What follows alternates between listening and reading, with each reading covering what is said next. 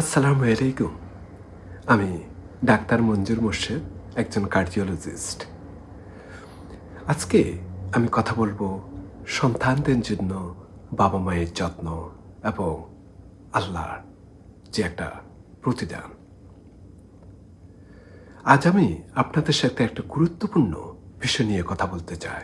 সেটি হচ্ছে যে সন্তানদের জন্য সময় দেওয়া, তাদের লালন পালন করা এবং বাবা মায়ের দায়িত্ব ও সৌন্দর্য।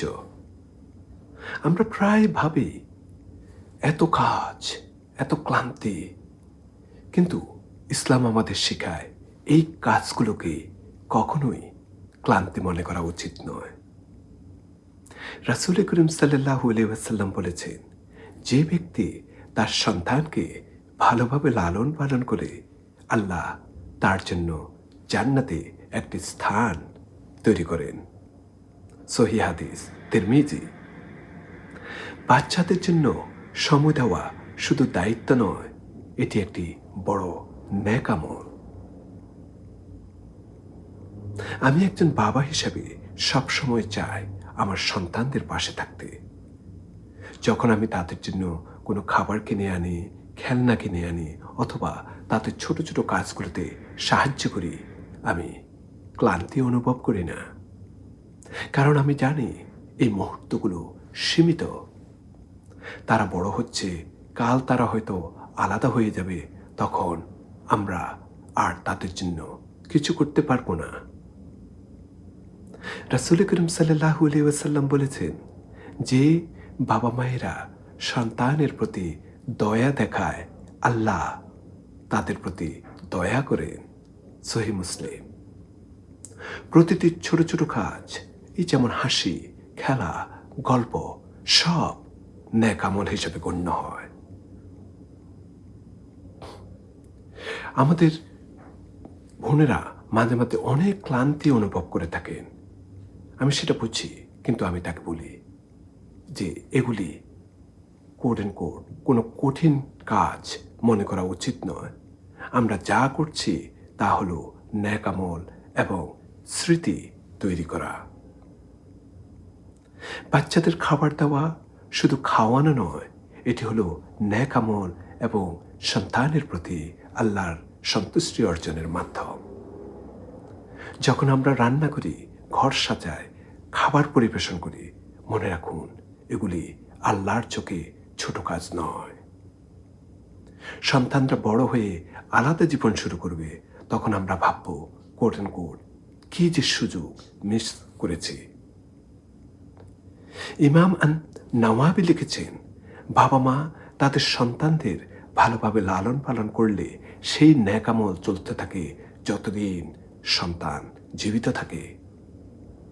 আপনি জানেন একদিন তারা বড় হবে, তারা আলাদা বাড়িতে থাকবে, কিন্তু তাদের ছোট ছোট চাহিদাগুলো, এই যেমন খাবার, খেলা, গল্প, ভালোবাসা, আর আমরা আর দিতে পারবো না।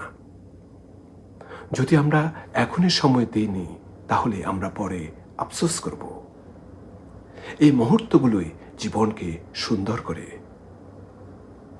রাসূল করিম সাল্লাল্লাহু আলাইহি ওয়াসাল্লাম বলেছেন, যে ব্যক্তি সন্তানের প্রতি ভালো আচরণ করে, আল্লাহ তাআলা তার জন্য জান্নাতের দরজা খুলে দেন। সহিহ মুসলিম। রাসূল করিম সাল্লাল্লাহু আলাইহি ওয়াসাল্লাম বলেছেন, যে বাবা মা তাদের সন্তানের প্রতি সদয় এবং মমতাশীল থাকে, আল্লাহ তাদের প্রতি রহমত নাজিল করেন। সহিহ মুসলিম। পরিবারের জন্য করা সব ধরনের যত্ন এবং পরিশ্রম আল্লাহর কাছে গ্রহণযোগ্য নেক আমল। প্রতিটি ছোট মুহূর্তই আল্লাহ, আমরা অনেক সময় হয়তো তেমন একটা গুরুত্ব দিই না, কিন্তু আল্লাহর কাছে সেটি অনেক মূল্যবান। আমাদের কখনোই ভাবা উচিত নয় করে এটা অনেক কাজ, অনেক ক্লান্তি, কিন্তু বাস্তবে সন্তানদের জন্য করা প্রতিটি কাজ সৌন্দর্যপূর্ণ এবং নেক আমল। সুতরাং এই যে খাবার দেওয়া, স্কুলের কাজে সাহায্য করা, গল্প করা, খেলা করা, ঘরের কাজ করা, কাপড় ধোয়া, সাজানো, সবই গুরুত্বপূর্ণ। রাসূল করিম সাল্লাল্লাহু আলাইহি ওয়াসাল্লাম বলেছেন, সন্তানের প্রতি দয়া এবং স্নেহ দেখানো পরিবারের শান্তি আনে এবং আল্লাহর রহমত নেমে আসে। বাবা মায়ের প্রচেষ্টা এবং ঘরের কাজও আল্লাহর কাছে পুরস্কৃত হয়। আমরা একদিন বড় হয়ে একা হতে পারি। সন্তানরা আলাদা জীবন শুরু করবে। তখন আমরা বুঝব কত সুন্দর সময় আমরা তাদের জন্য ব্যয় করেছি।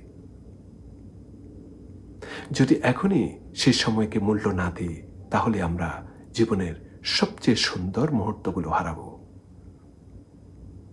বাবা মায়ের কাজ ক্লান্তি নয়, বরং আনন্দ এবং নেক আমল। সন্তানরা বড় হলে তারা আমাদের ভালোবাসা, ত্যাগ এবং এই শিক্ষা অবশ্যই মনে রাখবে।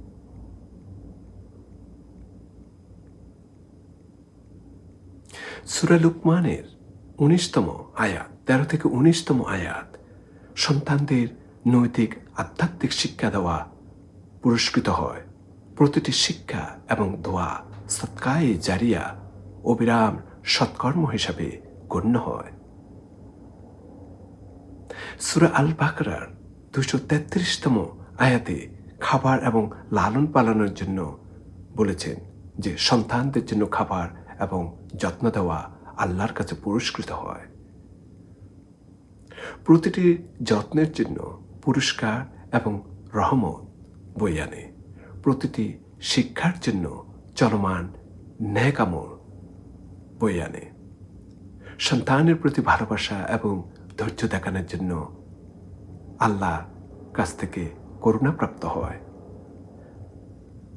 সুতরাং বাবা মা ভাববেন না এটা অনেক কাজ।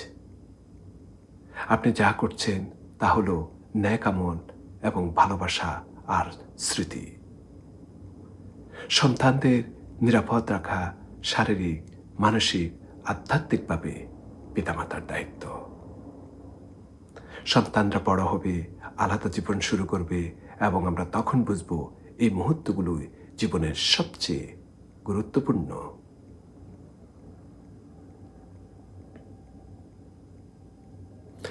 আল্লাহ আমাদের সকলকে সন্তানদের জন্য ধৈর্য, ভালোবাসা, শক্তি দান করুন। আমিন। আজ এই পর্যন্ত। ভিডিওটা ভালো লাগলে শেয়ার করবেন। আরেকটা ভিডিও নিয়ে আবার আপনাদের সম্মুখে আসবো। আল্লাহ হাফেজ।